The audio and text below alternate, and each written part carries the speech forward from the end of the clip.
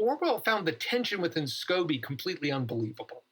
He said, how could somebody really believe that something would send them to hell and yet still believe that they were morally compelled to do that thing? Hey everyone, you're listening to Sacred and Profane Love, a podcast in which philosophers, theologians, and literary critics discuss how literature can help us think more deeply about love, happiness, and meaning in human life. I'm your host, Jennifer Frey. I am an associate professor of philosophy at the University of South Carolina. You can follow me on social media. I'm on Twitter at Jen Frey, and I'm on Instagram at Professor Essa Frey. You can also follow the podcast on Twitter. Our handle is at EudaimoniaPod. In this episode, I speak with the theologian Fritz Bauerschmidt about Graham Greene's novel, The Heart of the Matter. I hope you enjoy our conversation. Welcome back, everybody, to another episode of Sacred and Profane Love. I am really happy to be joined by Professor Fritz Bauerschmidt this morning. Fritz is a professor of theology at Loyola, Maryland in Baltimore, and he's the author of many books. His most recent book is called The Essential Summa. It's like a guide and commentary to selected passages of the Summa Theologiae, and I think it's really great, and you should definitely check it out. Welcome to the podcast, Fritz. Well, thank you, Jen. Glad to be here. I'm really excited about today's podcast. It's hard for me to overstate how excited I am because we are going to be talking about Graham Greene's The Heart of the Matter. And I hadn't read this since early undergrad, and I forgot what a sucker punch this story is. This is a tough one. I gave a talk on some of the novels of Graham Greene a couple of years ago. And I don't think I had read The Heart of the Matter since I was an undergrad. So it was very interesting in my 50s to go back and reread something that I had read in my 20s and kind of the way in which it struck me differently those many decades ago. Yeah, I think it hit me harder this time. I think it definitely hit me harder. For listeners, we're not going to go over who Graham Greene is or anything like that because I've already done an episode on Graham Greene where we do all of that. So you should go back and listen to the episode on the power and the glory. I'll link it in the show notes. So we're just going to jump right in to this novel, The Heart of the Matter. So Fritz, I'm just going to invite you to kind of tell us, what's going on in this novel? Who are the main characters? Right. So the novel is set during the Second World War in an unnamed British colony in West Africa. Most critics think that it's supposed to be Sierra Leone because that's where Greene himself was posted for a couple of years during the Second World War.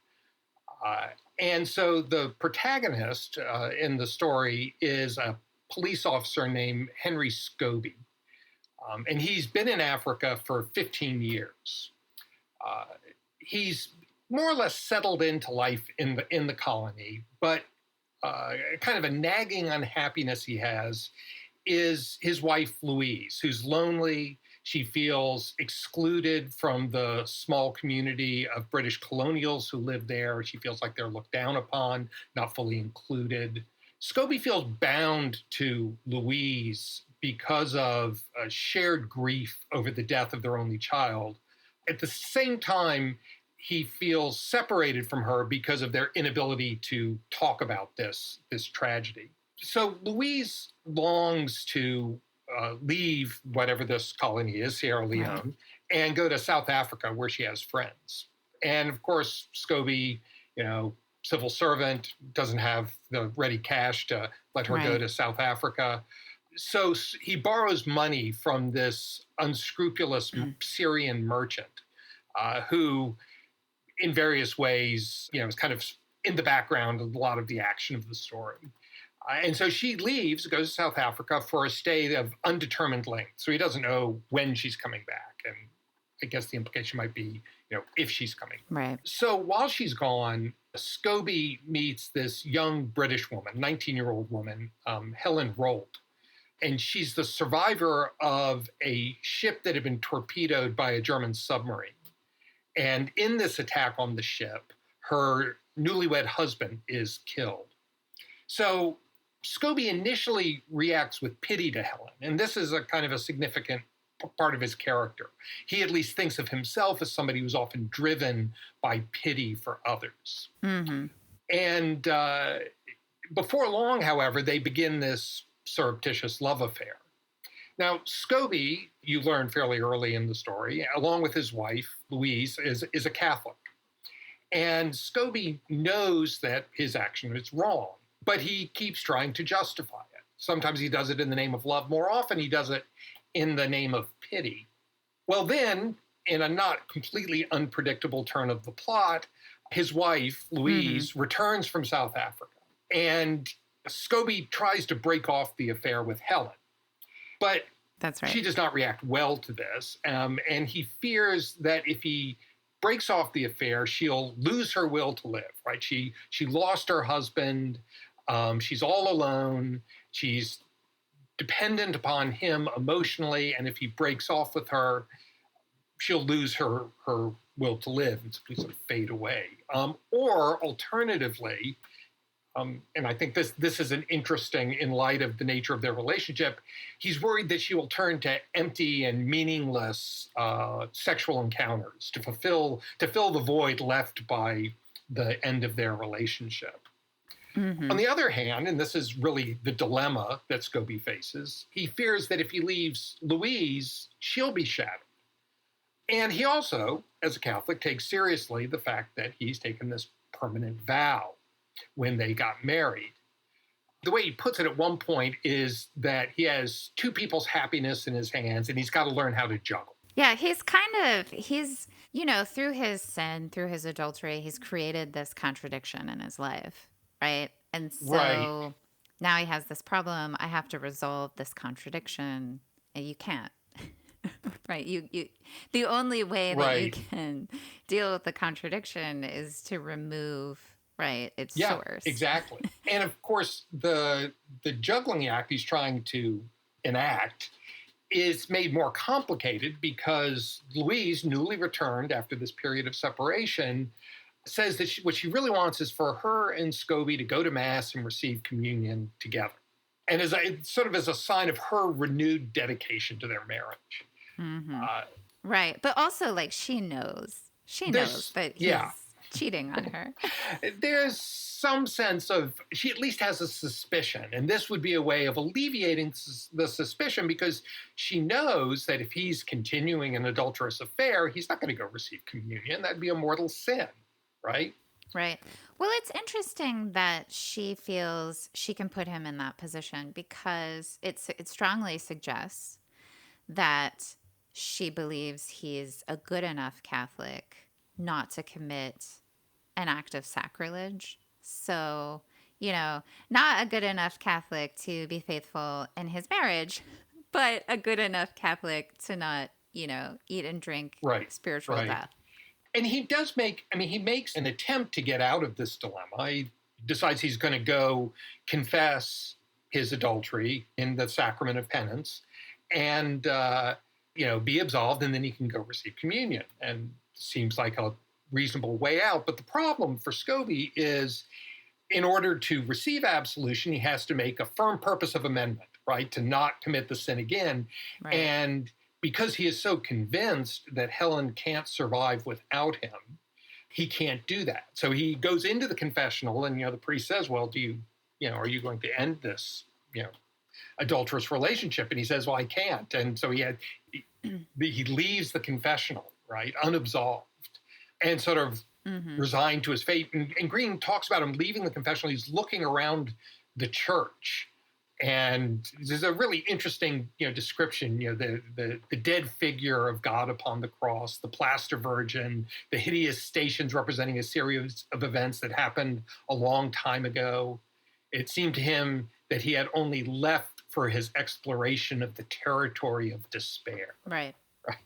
That's such a great Graham Greene line, right? The territory of despair. It's where so much of Greene's novels take place, right? Right. Yeah, I think, his main predicament, it's not just that he has created this contradiction in his life, although he's done that, is that he's trying to live without hope, right? And I think that was, in a way, that was the case before he even met Helen. Because, I mean, if we kind of drill down into the text, I mean, part one is really just about how unhappily married these two are, right? And for Scobie in particular, I mean, we don't really hear all that much from these women, or what we, mostly we're given a window into Scobie's psychology and perception of things. But look, I mean, he has stopped loving his wife in any meaningful sense, right? And in some way, he's just given up on this marriage.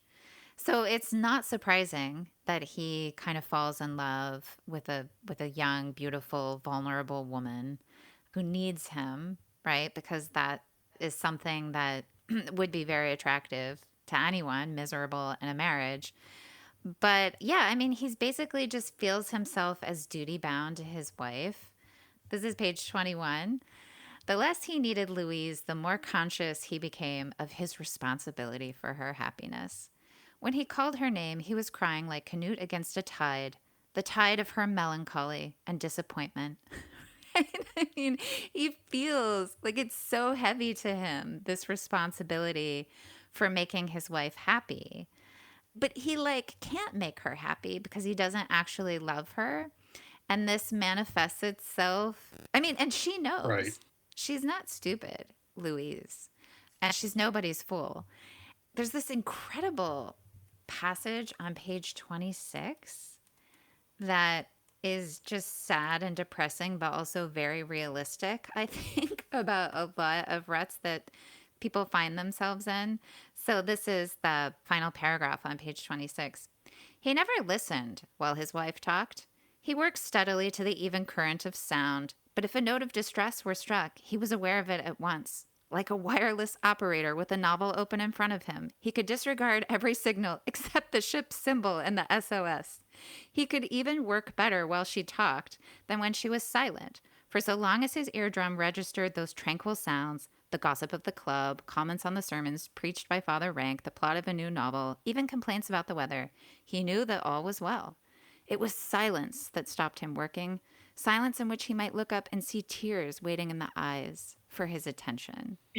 I mean, that's pretty revelatory. It's a particularly striking passage because, I mean, one of the things that rereading The Heart of the Matter a couple of years ago made me do was to go back and look at Herbert Fingeret's book on self-deception. Because I think there, and we could talk about this more, there's this significant question about whether Scobie's impression of himself as somebody who is driven by these noble motives of pity and responsibility, whether these are actually who he is. But, Fingeret gives this account of self-deception. He's trying to move away from accounts of self-deception as consciousness and false consciousness. And he wants to build it into an account of knowing in which he makes this distinction between taking account and focusing attention. Mm-hmm. Right. So he says we take account of things all the time. Like we're driving, right? I mean, when we're driving, we're taking account, we're following the signals of the road and all that. But our attention might actually be focused on something else entirely, a story we're listening to on the radio, right? Or a song, what we're going to do when we get to our destination. And, I think we've all had that experience of you're driving, you get to your destination and you're like, well, how exactly is it that I got here, right? And so in Fingeret's account of self-deception, what he says is that this ordinary distinction within consciousness between taking account and focused attention is involved in self-deception as well. Because what we're doing in self-deception is not that we are not conscious of the things we're deceiving ourselves about, but we are able to focus our attention, right? So like you're working on, something at your computer and you're focused on that and your children are playing out in the yard and you're not focused on that, right? But if one of those children starts screaming, it's not like that's completely outside of your consciousness, right? You can instantly shift, right? Right. So Fingeret wants to say self-deception is like that. And so I think it's interesting in that passage that in some ways Scobie is describing the exact kind of structure of consciousness that makes self-deception possible. And I just think self-deception is so central to what's going on in Scobie. Yeah, well, I love the connection between attention and self-deception. I think I'm very attracted to that view generally, that ways in which we end up being deceived have to do with failures of attention. What I find so striking, there's a lot that I find striking about Scobie, but his whole shtick about himself, his whole narrative that he tells himself, the story that he tells himself is that he loves both of these women, right? And he has to sacrifice himself for their sake, right? So sort of like make a noble sacrifice of his own happiness. He does not love his wife. It's not clear he loves Helen either. Right, exactly. To be honest. Yeah. Yeah. I mean, it's not clear that he knows how to love anyone. And so this whole narrative that he's constructed about himself and his actions, it just looks like it bumps up against reality in a very uncomfortable way, because you can't love your wife for whatever your motive is. Maybe it's just duty. Maybe it's pity. Whatever you think your motive is, you're not really loving her if you neglect her to this extent, right? Where you don't listen to anything she says, right? You don't help her. And even like there's this other passage where he's talking about how he feels protective of her when other people criticize her for her social failure. And he's like, what right have you to criticize her? This is my doing. This is what I've made of her. She wasn't always like this. He only seems to see his wife reflected through himself. It's like he never Well, one of the things her. I think that's interesting narratively in the novel is how it's largely told from Scobie's perspective, right? So you see these women through Scobie's eyes, but then there are these little vignettes, particularly with Louise, his wife, where she sort of breaks through as her own character, unmediated by his gaze, right? As if Greene is kind of cluing you into the fact that Scobie is maybe not giving you reality. You're getting, Scobie's vision on the world and on himself, which might not be entirely reliable, right? So Scobie thinks of himself as, he says at one point, it's my job to look after others. I'm conditioned to serve. Well, is that really true? Right. I mean, does he really look after others? Right. Yeah. And also, has he become singularly obsessed with this self-conception, the self-image of the guy who bears all the responsibility, the guy who suffers nobly for others? Because it kind of looks like he's not willing to suffer for others, not in any meaningful sense, right? Because maybe it would be a sacrifice to really pay attention to his wife, but it's not a sacrifice he's willing to make for her. Maybe it would be a sacrifice to actually try to help her be happy rather than whatever it is we want to say that he's doing. And I think it's interesting. There are all these places in the novel where he admits that he's in love with failure and that he's incapable of enjoying success. And I wonder what you make of those passages. There are probably 4 or 5 of them. It's sort of interesting, and to go back to this issue of self-deception. And in a later essay, Fingeret has a discussion where he uses as the example somebody who's sort of a failed academic.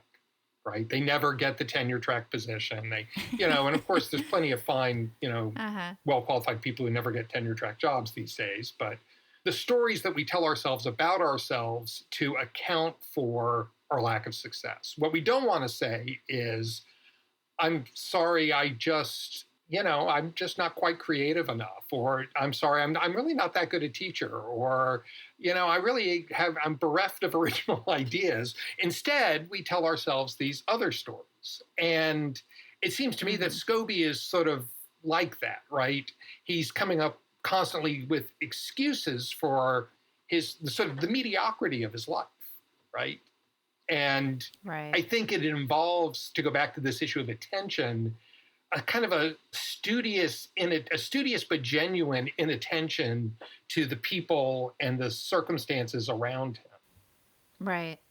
Yeah, there's this. So I'll go to another passage that really just jumped out at me. This is page 56.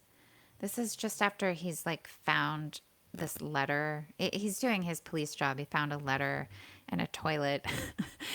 um, and he's sort of like taking care of that. And he's talking about how he has to go home now.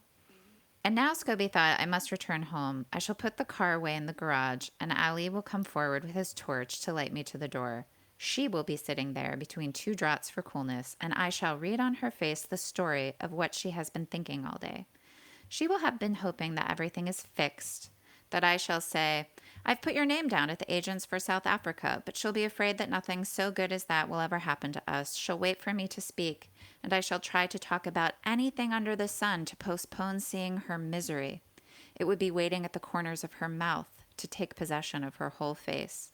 He knew exactly how things would go. It had happened so often before. He rehearsed every word, going back into his office, locking his desk, going down to his car. People talk about the courage of condemned men walking to the place of their execution. Sometimes it needs as much courage to walk with any kind of bearing towards another person's habitual misery.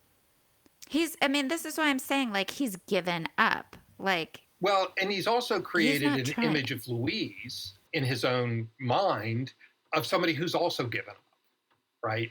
And that this, in some ways, Right. authorizes him to behave towards her in a certain kind of way.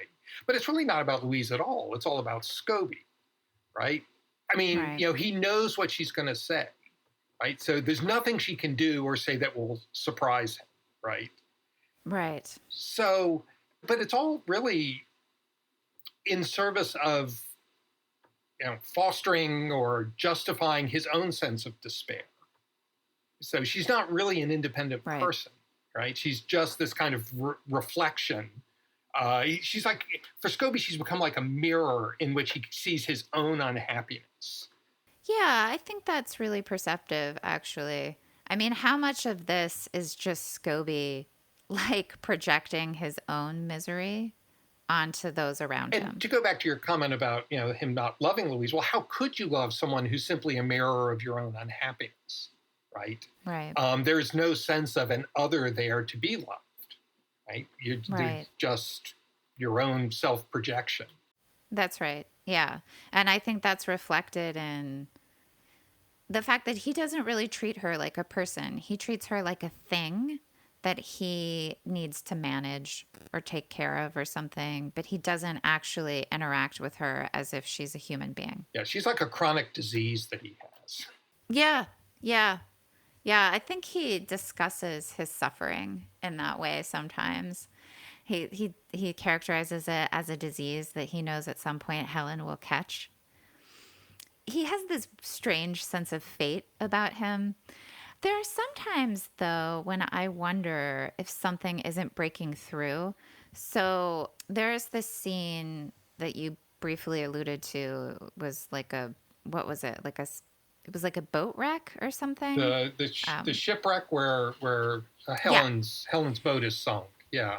that's right. And I think it's that same shipwreck where there's like a little girl Right, who dies. um, Yeah. who dies. Yeah, and of course it reminds him of his own daughter. So his own daughter died, I think when she was like 7, Right. somewhere around there, and he wasn't there. He just got a telegram informing him that his daughter had died. So he's confronted with this girl who is probably going to die, and he prays. Right? He says a prayer. Father, look after her, give her peace. Father, give her peace. Take away my peace forever, but give her peace. Right? He's praying for this little girl that he doesn't know. And it's a kind of foreshadowing of his suicide. Right. Right? Yeah. I mean, it's interesting that there's the image of God that you kind of get from Scobie is, well, it's very transactional, right? So there's got to be some suffering, right? So let me substitute my suffering for this other person's suffering. So, I mean, there's the passage, the scene where eventually he does go to communion with Louise. And it says, as he's kneeling at the altar rail, it says, he made one last attempt at prayer. Oh God, I offer up my damnation to you. Take it, use it for them. And then it says he was aware of the pale, papery taste of an eternal sentence on his tongue. This idea of, God would accept the damnation of Scobie as a kind of an offering that would satisfy God, right?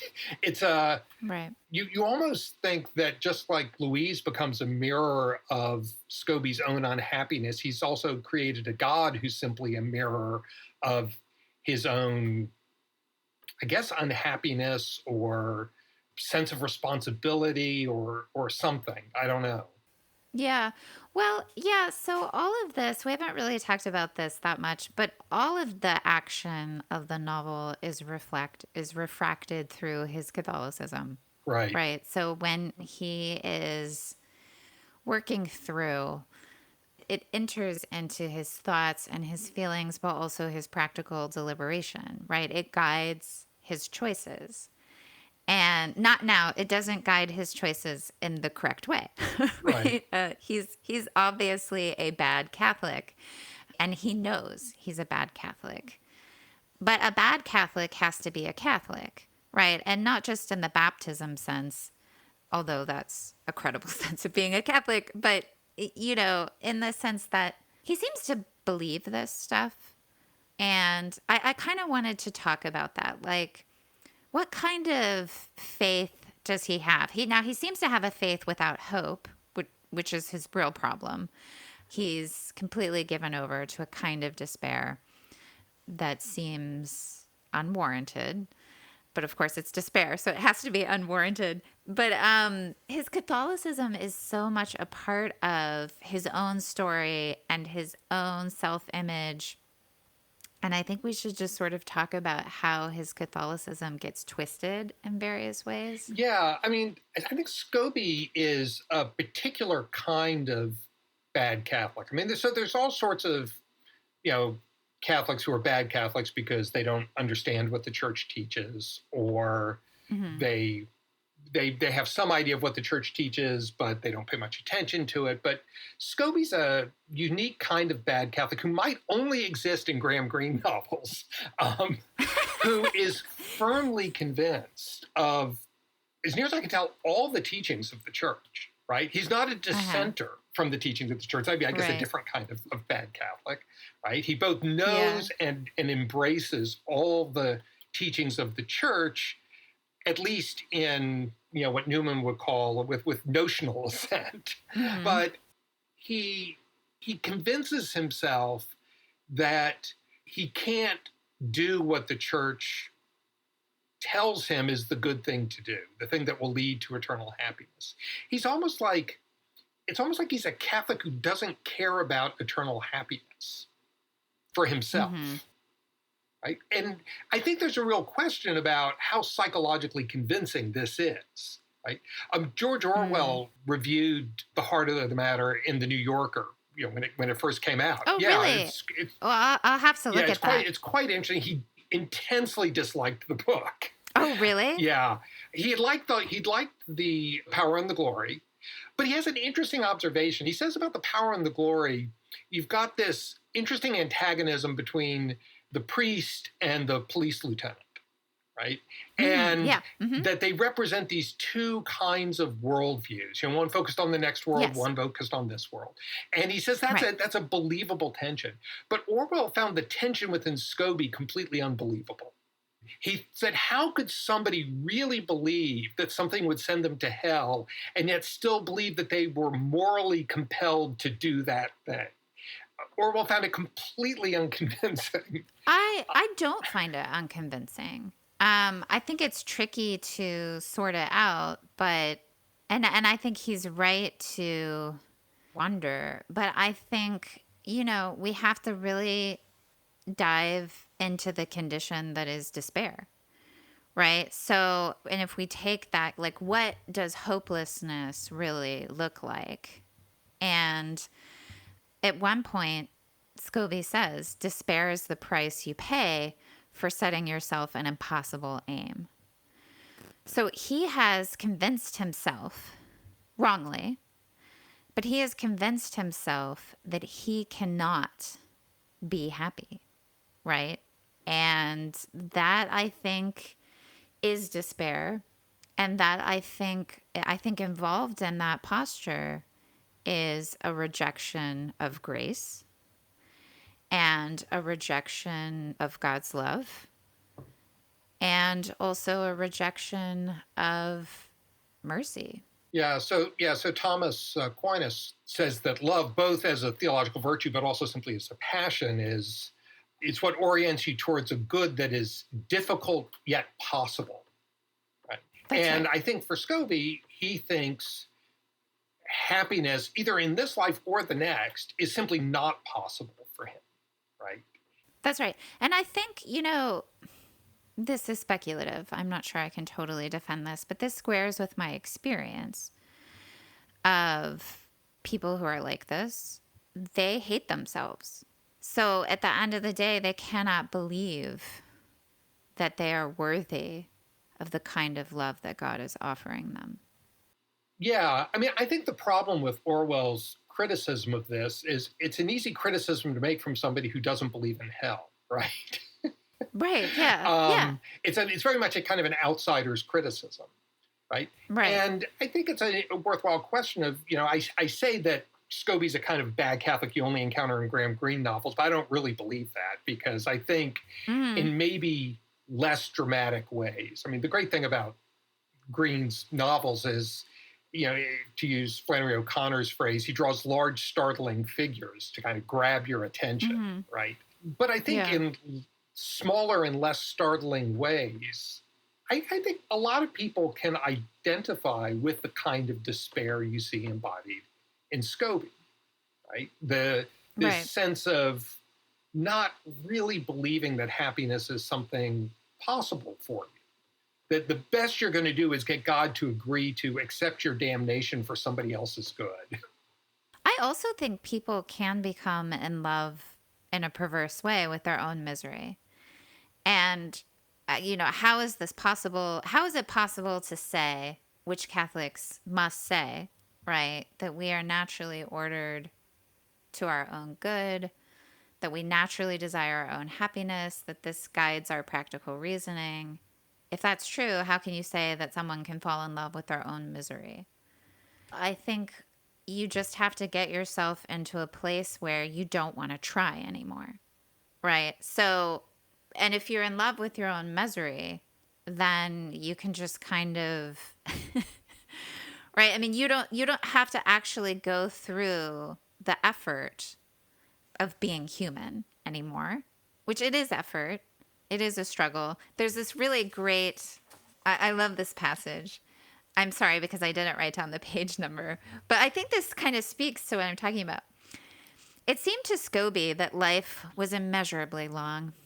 Couldn't the test of man have been carried out in fewer years? Couldn't we have committed our first major sin at 7, have ruined ourselves for love at 10, have clutched at redemption on a 15-year-old deathbed? I think this is very telling, right? I mean, he's tired of it. Right. He's exhausted with the spiritual life. Yeah. Or even physical life. He's exhausted. So he's got this whole narrative he's telling himself as he plots his own suicide, right? that he's doing it for Helen and Louise, right? That's right. He says, I can't desert either of them while I'm alive, but I can die and remove myself from their bloodstream. They are ill with me and I can cure them, right?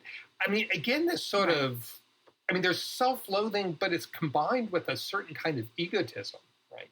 So it's megalomaniacal. Exactly. So, I think it's megalomaniacal. It's an interesting question about, well, why, if we are naturally oriented towards happiness, how is it possible to love our own misery, right? That would seem to be, you'd be involved in some kind of contradiction, right?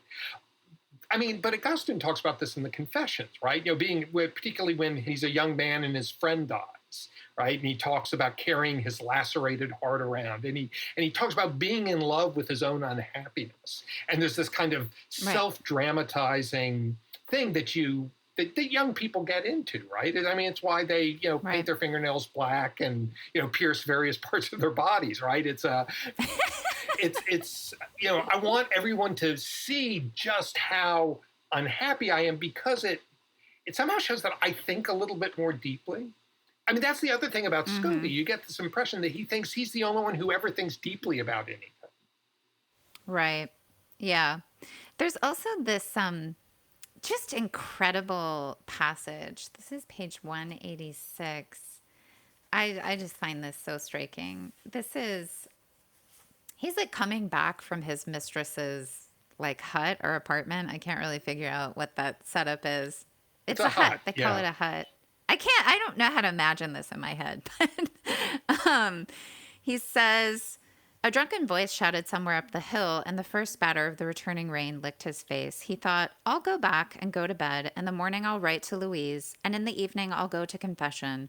The day after that, God will return to me in a priest's hands. Life will be simple again. Virtue, the good life, tempted him in the dark like a sin. He's gotten himself to the point where the good life, the happy life, the virtuous life is a temptation. Yeah, right. Because it's easy, right? So this is how we convince ourselves, that, well, these people are taking the easy path, right? They're following all the rules. They're on that, they're on that path to heaven, but it's only because they're sheep, right? But I'm somebody who really, sees the reality of the world's pain, and only I can really fix it, right? So there's absolutely no trust on his part that God could fix these situations, right? God's not responsible for Helen or Louise's happiness. Only Scobie is. No, he's the savior here. And in the end, the story that he tells himself, spoiler alert, he kills himself. He does it as a kind of sacrificial offering, right, for others. It's kind of the inversion of the cross. At one point, he even says, well, didn't Jesus, in a sense, kill himself for the salvation of others? So he does, in a sense, make himself a Christ figure. This. Yeah, but it's a very perverse imitation of Christ. Yeah, very dark, and it is. On the one hand, it's sad, but then on the other hand, it's like you almost want to laugh. The operative word there is almost, because again, he's just so confused, or confused is the right word, but he's so convinced that the happiness of these women depends on him, as if he is their final end and good, which of course he isn't. And he sort of sets it up like, like God is forcing him to hurt people, as if one, he weren't already managing that perfectly fine on his own, right? As if he weren't already hurting both of these women. And two, like they're just going to collapse without him. And both of those are highly questionable. Well, I was going to say, this is one of the things that Greene said.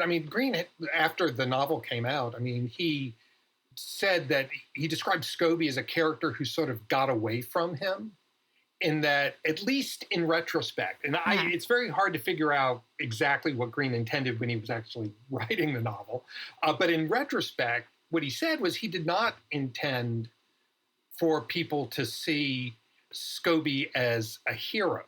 He intended them to see in him the way in which pity and pride go together. And yet I like that. People treated Scobie as if Greene intends him to be somebody you look up to, when in fact he's not. Now, I'm not. Well, that's just not careful reading. He does not write him in a way where you would want to look up to him. But then there's the strange, there's the problem in the novel of the very beginning and the very end. And what I mean by that is, at the very beginning, he begins with that quotation from Peggy, where he says, the sinner is at the very heart of Christianity. No one is more competent, I guess, than the sinner in the matter of Christianity. No one except for the saint, right? And so there's this line from Peggy that tends to set you up for the idea that the sinner is somehow, at least it can be read as the sinner is somehow being romanticized, right? And then at the end, where Louise is talking with the priest, and the priest says, the church knows all the rules, but it doesn't know what goes on in a single human heart. I think from what I saw of him that he really loved God, right? And so if you focus on those things, or if you let those things frame the narrative, you can kind of think that Greene is trying to make you think that Scobie is offering some kind of noble sacrifice, right? I mean, I'm willing to take Greene at his word that that was not his intention. But certainly a lot of people read the book that way. Yeah. I mean, so one thing that I really want to talk about, well, two things. One is his actual suicide and what happens. His suicide reminds me of Madame Bovary. It doesn't happen quickly. I mean, I think she takes arsenic or something. He takes a bunch of sleeping pills, but it takes a while, So they ingest their respective poisons and then they're waiting. And there's sort of the psychology of waiting to die by suicide. And it makes it clear it's not an impulsive act on his part. No, it's completely deliberate. His full person is involved in this. It is a mortal sin in the classic sense that he knows it's a sin. He deliberates. He chooses it knowing it's a sin, right? So it's malice. It's malice. There's no confusion about that. But I think Greene leaves it open. I think he leaves it ambiguous whether or not, in the time that it actually takes him to die, whether or not he repents or feels regret or feels sorrow, because there's this voice that is invoked in these final chapters. And the voice is clearly meant to be the voice of God, or at least what Scobie thinks is the voice of God. Sometimes he says solitude itself has a voice, but this voice is saying to him, don't do this, right? Throw away these tablets, don't do it. And this actually gives him the courage to do it, is this voice telling him not to. He's throwing them back. Then he's trying to say the act of contrition. He's trying to pray, as he is dying. Then it's something is happening with him. He cries out, right?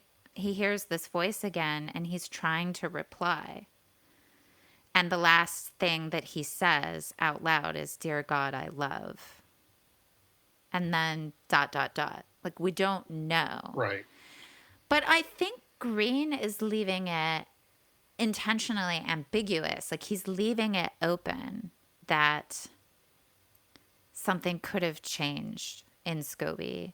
Yeah, though I think the question is, I don't want to put any limits on the mercy of God. and in that sense, I think the book is correct at the end, right?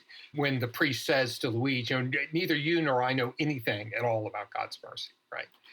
On the other hand, how convincing is it that somebody whose character seems so malformed could suddenly have this change of heart?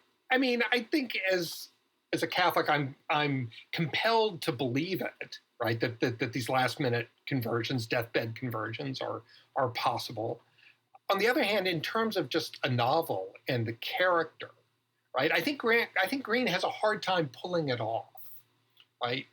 Oh, I don't know. I mean, I think it's left ambiguous intentionally. And I think a similar thing happens at the end of The Power and the Glory. We don't know what's up with the whiskey priest at the end, and we're not supposed to. I think that tension is something that is part of his vision as a novelist. I mean, I think it's true that we don't know God's mercy. We shouldn't pretend that we do. And it's also true that we don't really know the hearts of men. And it seems to me that as a novelist, he's trying to capture that mystery in some way. And he's not going to give us a tidy resolution. Right. Certainly not a tidy resolution. So we cannot say at the end, well, he's damned himself. I don't think that Graham Greene thinks we can say that. Otherwise, I don't know what this whole scene is about. Right. I mean, he's not just making a clever reference to like Flaubert. I Right. don't think he's that kind of novelist.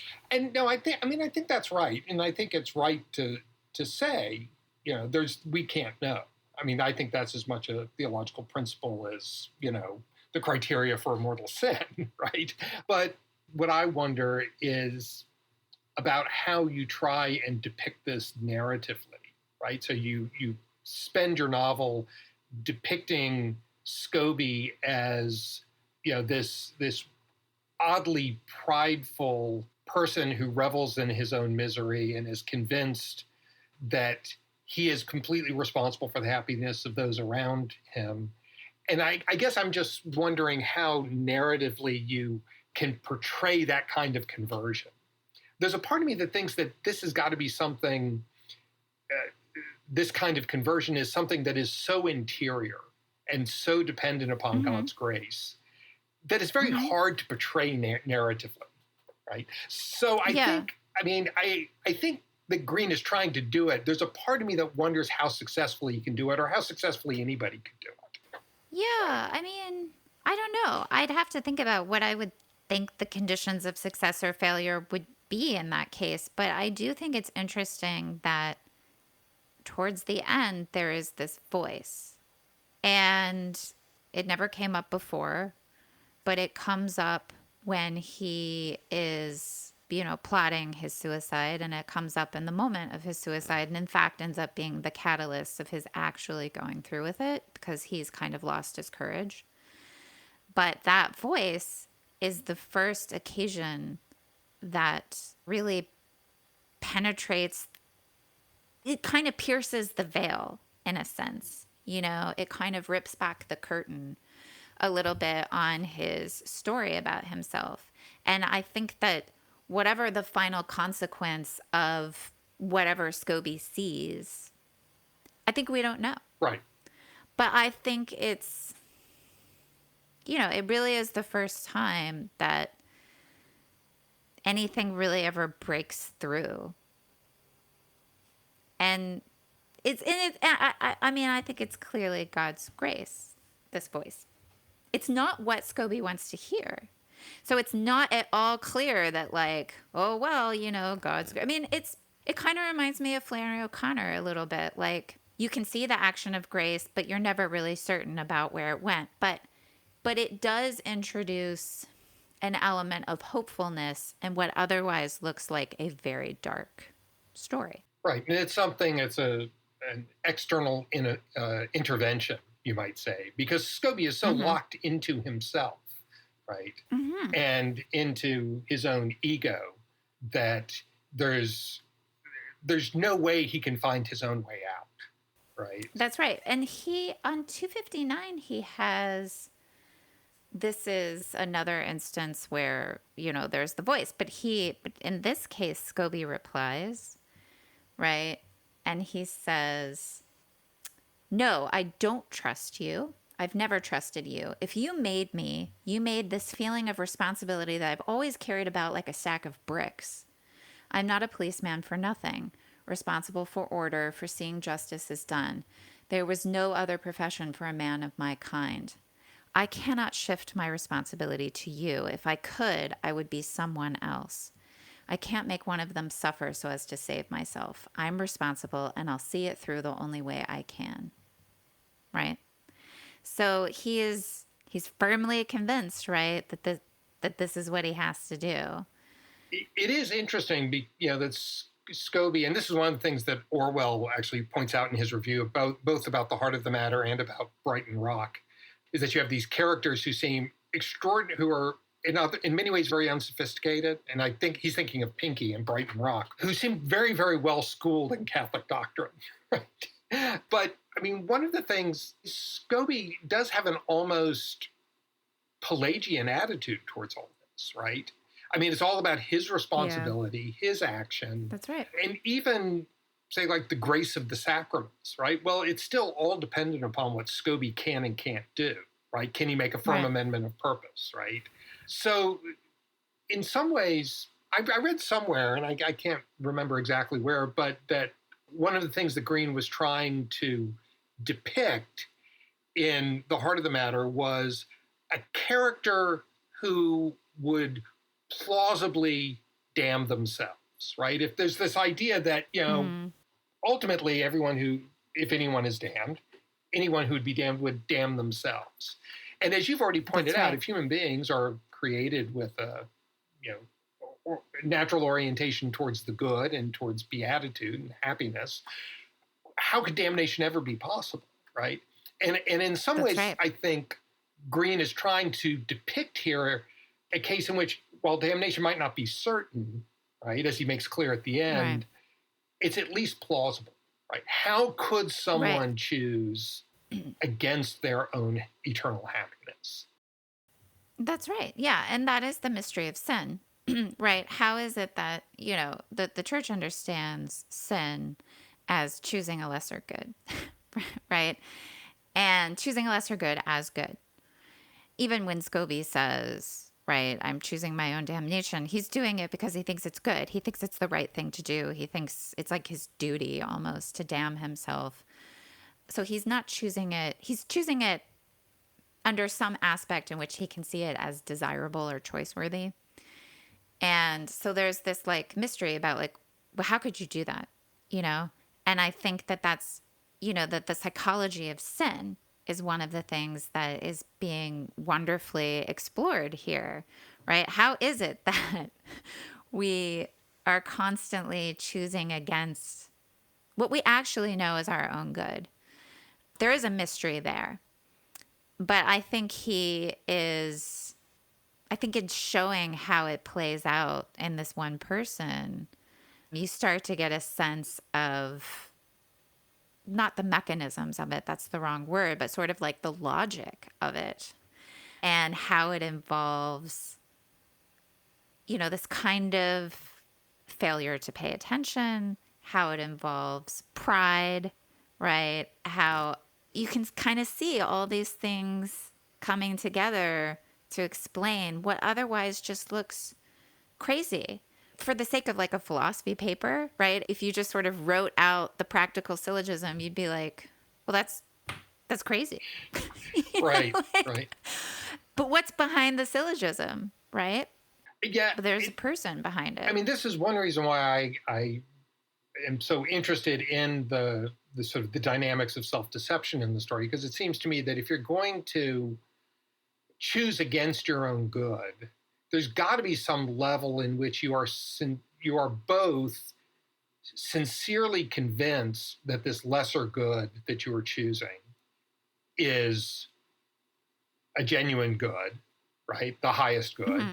And yet in some sense, you also still have to be morally responsible for it, right? I mean, if damnation is possible, if there is such a thing as damnation, you would have to both be able to choose a lesser good as your highest good. And in order to do that, you would have to, in some way, have convinced yourself that that lesser good is your higher good. And yet that self-deception has not absolved you of moral responsibility, right? Yeah. And so, the way that other forms of ignorance might, right? I mean, That's right. Aquinas, when he talks about Yeah. this, he uses the example, all these examples from hunting accidents, right? You shoot an arrow down the road and without any way, and you accidentally kill someone, well, then you're not morally responsible, right? You were ignorant of That's where right. your arrow was going to land. You did your due diligence and all that. But, there are ways you could convince yourself that, say, you're shooting at a deer and you actually end up shooting your dreaded enemy, right? That's right. But you were in a position That's to know right. that it was actually your dreaded enemy, but you chose not That's to right. attend to that, right? Well, then you would be morally responsible. That's right. And I think, it's so one of the things that we haven't talked about is the fact that Scobie knows that ignorance isn't going to excuse him, right? He thinks that it will excuse Helen. She's not Catholic, but he says, we Catholics are damned by our knowledge, right? And so he knows that he can't plead ignorance as an excuse. I mean, ignorance is like the least interesting cause of sin. It's just boring. He knows that that's not what's wrong with him. So when Aquinas talks about the three fundamental sources of sin, he talks about ignorance, he talks about weakness, so disordered passions, which is also not Scobie's problem. And then he talks about malice, Right. right? And malice is a problem of the will, and its root cause is pride. Well, he thinks the root cause of every sin is ultimately pride, but like especially malice. And I think that's being explored here as well. And I love what you said about the connection between pity and pride, because that seems spot on. And, pride is an inordinate desire for one's own excellence. Operative word there being inordinate. And I think this is really subtle in Scobie, because you can think of the proud man as someone who's like very puffed up, and that doesn't look like Scobie. I think his pride is more subtle, and it's also connected to a kind of self-hatred, which I also think is an element of this. It's also there in Aquinas. It's also there in Augustine. If you don't love yourself, you're not actually capable of loving other people. And I think that's part of what is going wrong with Scobie too. As I think, and it's interesting to think about how you can simultaneously be proud, have an inordinate sense of your own excellence, and also kind of hate yourself. But I think that you see it. I think you see it in this character. Yeah. Yeah. I think that's right. And I think that, trying to understand the dynamics of malice is really challenging, right? Mm-hmm. Particularly, you mentioned passion as one of the sources of sin. I mean, what's one of the things that's really interesting and slightly disturbing about Scobie is his lack of passion. I mean, even the affair with Helen, at least as he narrates it, as he understands it, right. It's not born out of any great passion. It's born simply out of pity. Right. And so Scobie, he doesn't really have ignorance. I mean, except the ignorance of self-deception, but he doesn't have genuine ignorance as an excuse, right? Mm-hmm. He doesn't really have passion. So all that's really left is malice. And malice is just very puzzling, because it seems to be a pure desire for a lesser good, done in knowledge of the fact that it's a lesser good. Right. It's not a mistake. Malice isn't rooted in an error, right? That's right.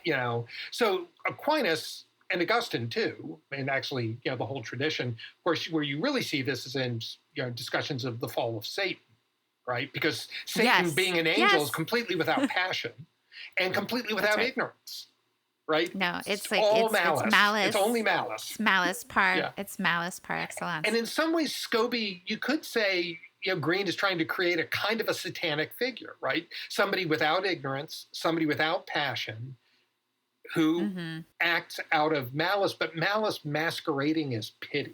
That's right. Yeah, and I think there's a lot there. because it's not the kind of satanic figure that we're used to. It's more subtle. It's also, I think, just much more common.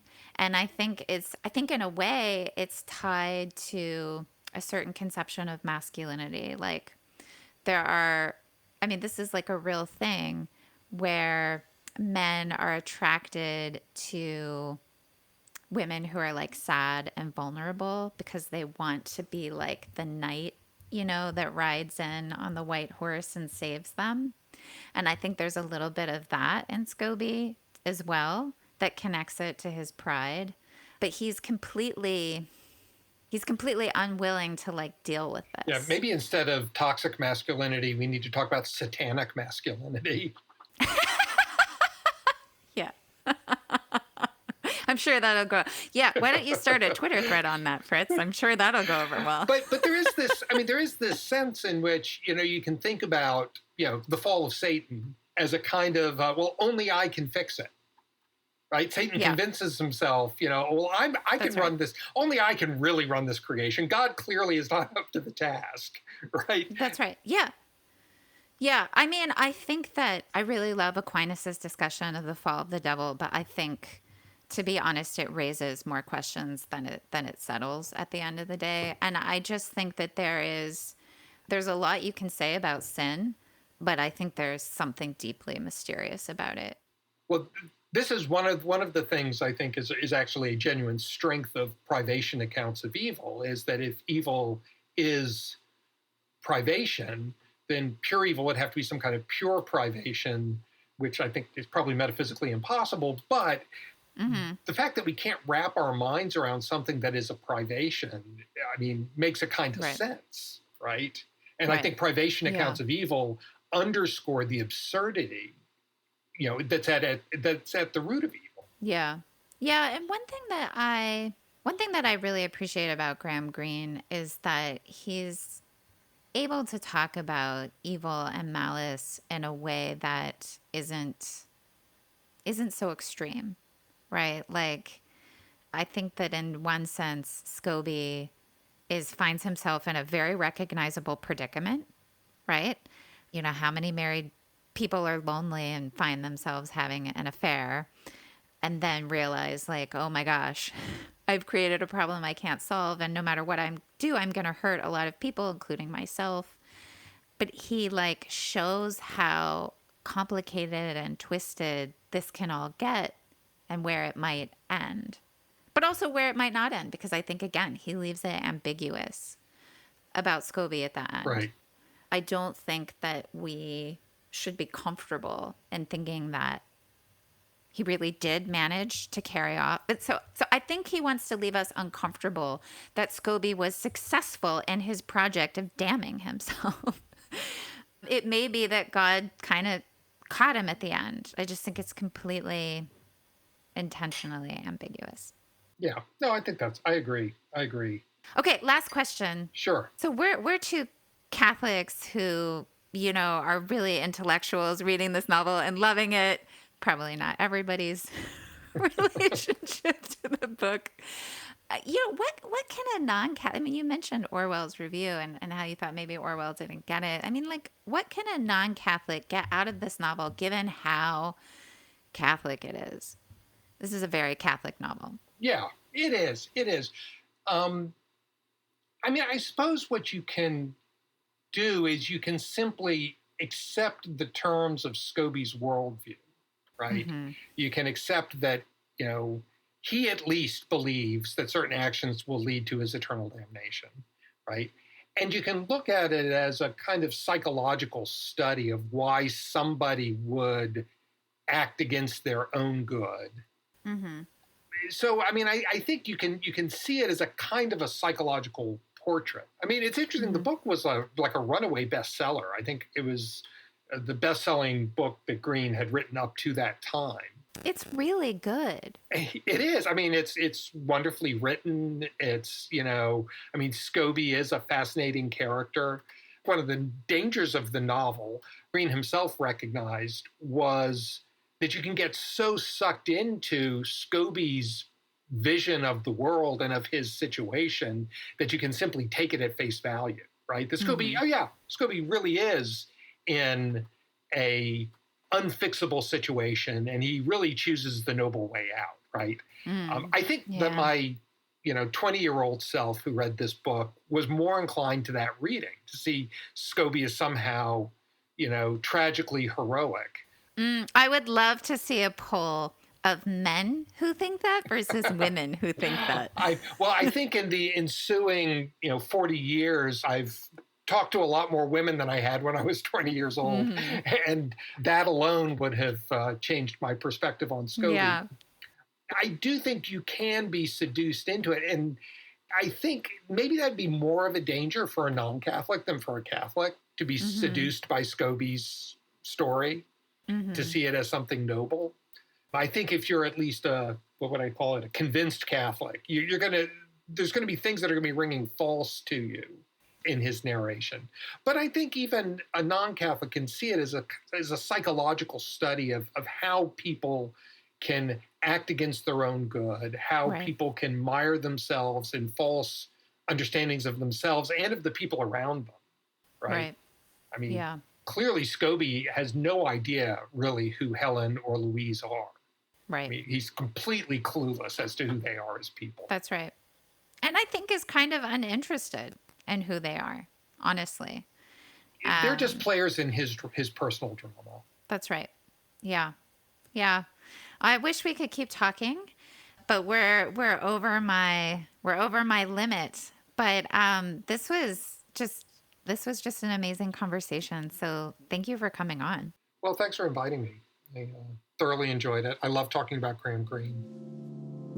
You've been listening to Sacred and Profane Love, a philosophy, theology, and literature podcast that is generously underwritten by the Institute of Human Ecology at the Catholic University of America and produced by Catholics for Hire, a group of young Catholic digital content freelancers. If you enjoy this podcast, please consider supporting us on Patreon. Just go to www.patreon.com/eudaimoniapod to become a monthly patron. For our next episode, I'll be joined by the philosopher Kevin Combo to discuss Sophocles' Oedipus Rex. Until then, friends, be well and keep reading.